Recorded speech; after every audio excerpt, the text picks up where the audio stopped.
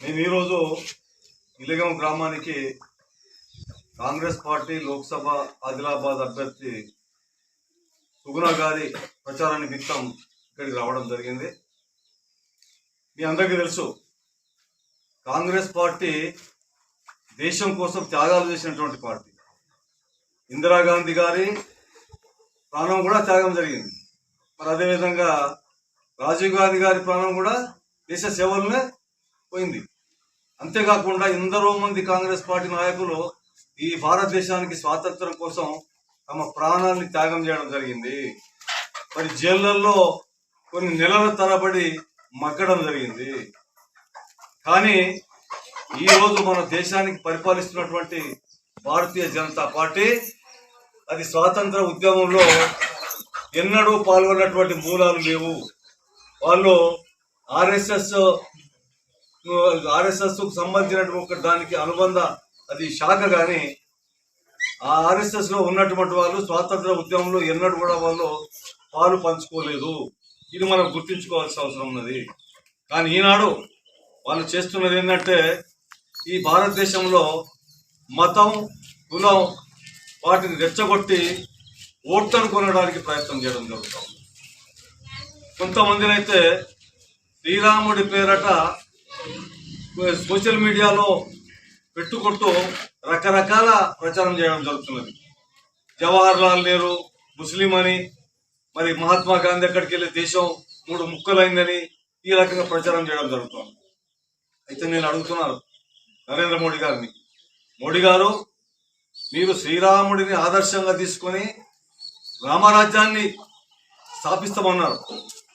నేను అడుగుతా ఉన్నాను, అసలు శ్రీరాముడిలో ఉన్నటువంటి గుణం మీ దగ్గర ఒక్కటైనా ఉన్నదా?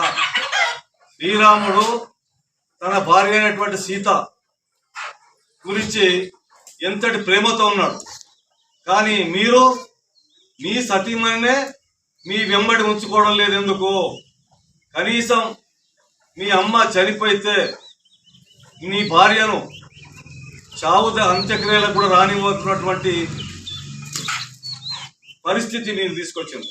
అంటే అసలు మీ సతీమణికే సేవ చేసేటువంటి మీరు ఈ దేశానికి సేవ చేస్తామని 10 సంవత్సరాల నుంచి నచ్చజెప్పి మోసగించి ఈనాడు పరిపాలన చేయడం జరుగుతూ ఉన్నది. మత విద్వేషాలను రెచ్చగొట్టి మీరు పాలన చేయాలనుకుంటున్నారు. కానీ నేను ఒక్కటి అడుగుతున్నాను, నరేంద్ర మోడీ గారు, మీ తల్లి నుంచి కానీ మా తల్లి గురించి నుంచి కానీ గర్భం నుంచి మనం బయటకు వచ్చినప్పుడు, పుట్టినప్పుడు నీవు హిందూ అని పుట్టినవా, ఇంకెవరో ముస్లిం అని పుట్టిందా, ఇంకా క్రైస్తవ అని పుట్టినా, ఎవ్వరు కూడా ప్రతి ఒక్కడు మనిషి అయి పుట్టిండు. కానీ అంతకంటే మించిన బాధ్యత ఏది లేదు. ఈ దేశంలో ఉన్నటువంటి వాళ్ళు ఉన్నారు, ఎన్నో కుల ముస్లింలు ఉన్నారు, క్రైస్తవులు ఉన్నారు, జైనులు ఉన్నారు, రకరకాలు ఉన్నారు.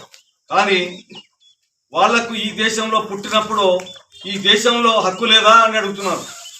మీరు సోషల్ మీడియాలో రెచ్చగొట్టే ప్రసంగాలు చేసి ఇంకా దేశాన్ని మరొక్కసారి ఇప్పుడు నేను ఒక ఉదాహరణ చెప్తున్నాను.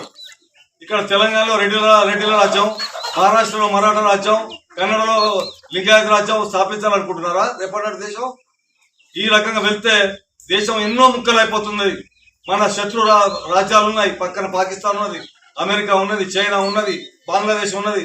ఈ దేశాలన్నీ ఈ రకంగా మన కులాల పేరట, మతాల పేరట విభజించకపోతే మన దేశం అనేది ముక్కలైపోయి మన స్వాతంత్రాన్ని కూడా కోల్పోయేటువంటి పరిస్థితి అవుతుంది. కాబట్టి నేను ప్రజలందరితో ఈ సందర్భంగా కోరేది ఏంటంటే, సుగుణ గారు కాంగ్రెస్ పార్టీ అభ్యర్థిగా నిలబడ్డారు. కాబట్టి మనం అన్ని కులాలను కలుపుకోయే పార్టీ, అన్ని కులాలను సమానత్వంతో చూసే కాంగ్రెస్ పార్టీ. మరి అంతేకాకుండా రాహుల్ గాంధీ గారి గురించి చెప్తా ఉన్నాను, త్యాగాలు చేసిన ఇందిరాగాంధీ, రాజీవ్ గాంధీ తర్వాత కూడా 34 సంవత్సరాలు అవుతున్నది. అప్పటి నుంచి వారి కుటుంబంలో ఏ ఒక్క సీటు కూడా ప్రధానమంత్రి తీసుకోలేదు. మొట్టమొదటిగా ప్రధానమంత్రిగా తర్వాత పివి నరసింహారావుకి ఇవ్వడం జరిగింది ఒకసారి, మళ్ళా 2 సార్లు మన్మోహన్ సింగ్ గారికి ఇవ్వడం జరిగింది. మరి 34 సంవత్సరాల నుంచి దేశం కోసం పాటుపడినటువంటి రాహుల్ గాంధీ గారికి మనం ఈసారి అవకాశం ఇవ్వాల్సిందిగా నేను మీ ప్రజలందరితో నేను కోరుతున్నాను. కాబట్టి మనం కాంగ్రెస్ పార్టీకి చేతు గుర్తుకు ఓటిచ్చి సుగుణమ్మ గారిని గెలిపించవలసిందిగా నేను మీ అందరితో మొదలెడుతున్నాను. జై కాంగ్రెస్. సోనియమ్మ గారి నాయకత్వం, రాహుల్ గాంధీ గారి నాయకత్వం, రేవంత్ రెడ్డి గారి నాయకత్వం, నారాయణ పండుగ గారి నాయకత్వం, విఠల్ రెడ్డి గారి నాయకత్వం, వేణుగోపాచారి గారి నాయకత్వం. జై కాంగ్రెస్. నారాయణ పటేల్.